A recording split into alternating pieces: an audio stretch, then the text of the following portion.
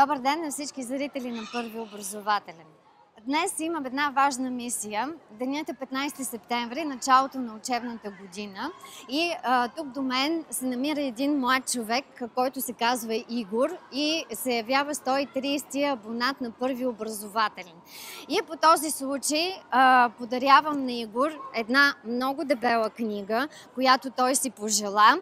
И имам обещанието от него, че след като прочетем книгата и аз и той, заедно ще се срещнем отново пред камерата, за да я обсъдим. Нали така, Игоре? Да. Заповядай. Има обещание, което ще бъде спазено. Така, какво ще кажеш за филма, който си гледал? Са в две изречения. Беше много интересен, но според мен от това, което съм чувал, беше исторически неправилен. Но пък беше много интересно направен. Вълнуваш ли се от началото на учебната година? Да. Да. Особено... Имаш ли цели?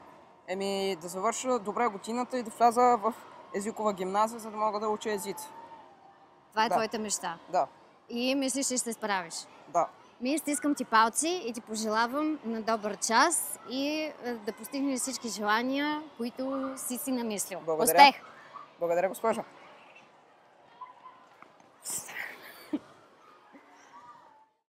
Очаквайте новините за деца, светът на възрастните през детските очи на Първи образователен. Скоро! Здравей, как се чувстваш? Днес е 15 септември. Развълнувана. Добре. Какво очакваш от новата учебна година? Да уча, да се видя с приятели и да излизам и да имам междучасия и да излизам на двора. Логично. Обичаш ли своето училище и каква искаш да станеш като пораснеш? Обичам го, защото научавам нови неща и искам да стана футболистка.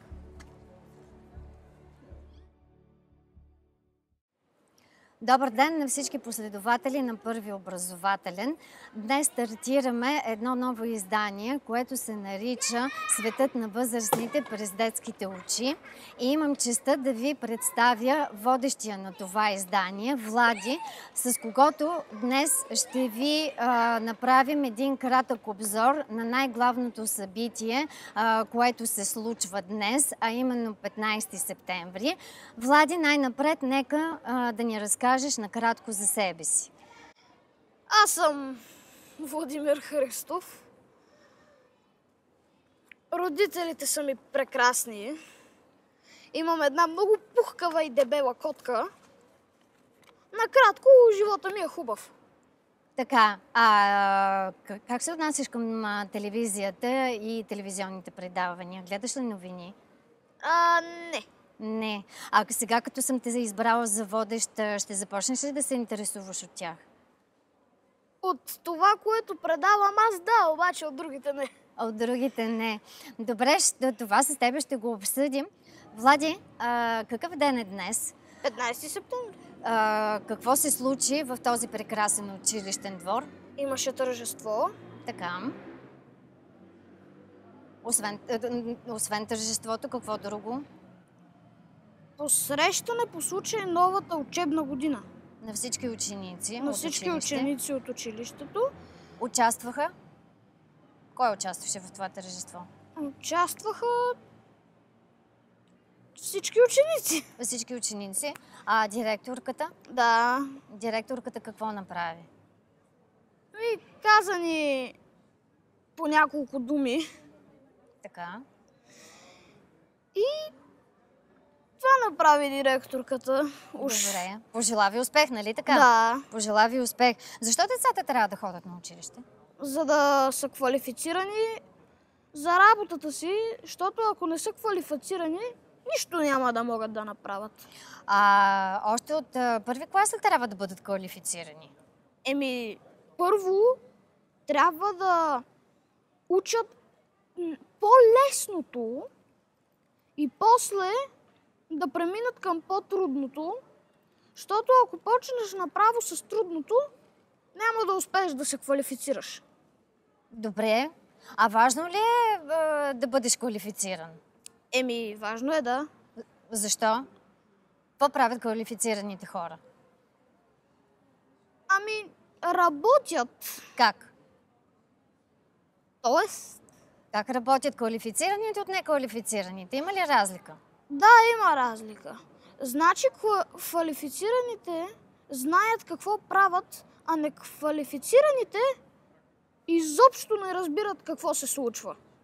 И на нас не трябва такива хора, които да разбират какво именно се Да, случва. т.е. квалифицирани. Добре, кажи ми, как ти си представяш едно идеално училище? И може ли да съществува идеално училище? Според мен не може да съществува идеално училище, защото всичко си има недостатък все пак.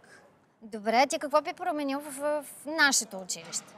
Щях да сложа климатици първото, което да направя. Добре, освен това? Другото щях да... Ако имах магическа пръчка, щях да направя тези...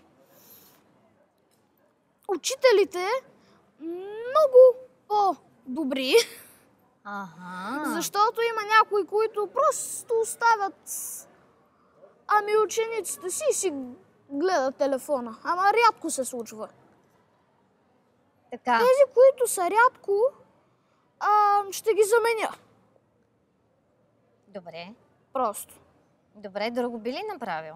Не. Не. Добре, с тази твоя вълшебна пръчка, например, какво би разрешил, какво би забранил на децата в училище?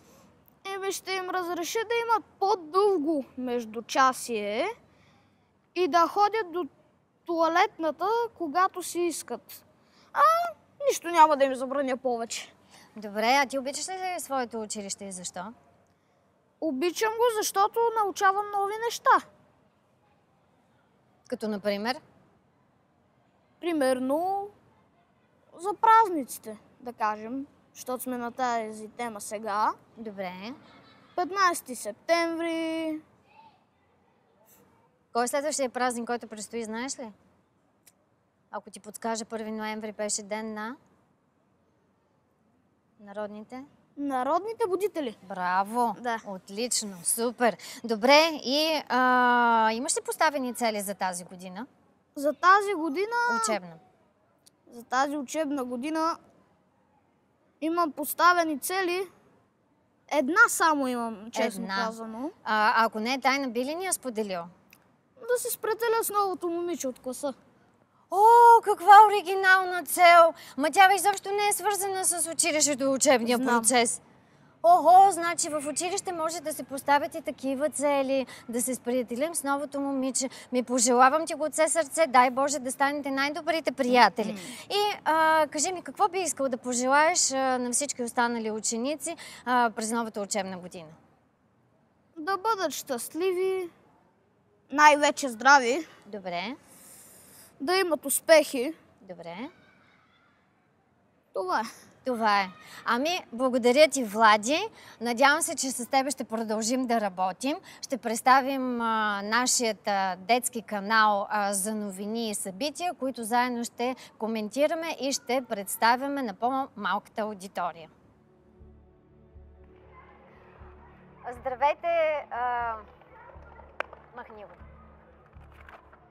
Днес ще ви представя новото издание